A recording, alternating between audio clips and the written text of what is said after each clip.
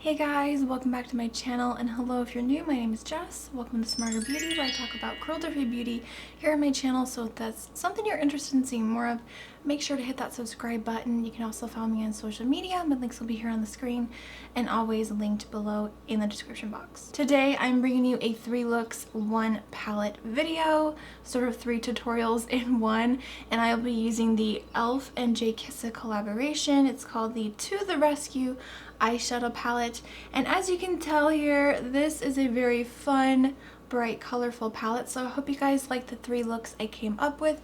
This is one of the looks right here, and if you guys want to see my full review swatches on the whole collection from Jkissa and e.l.f., I will link that review video down below. That should be already up before this video.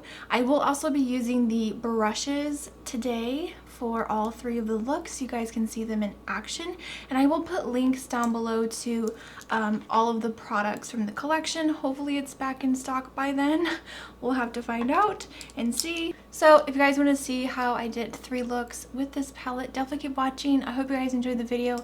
I will see you next time very soon, and yeah, enjoy. Let's get into the looks.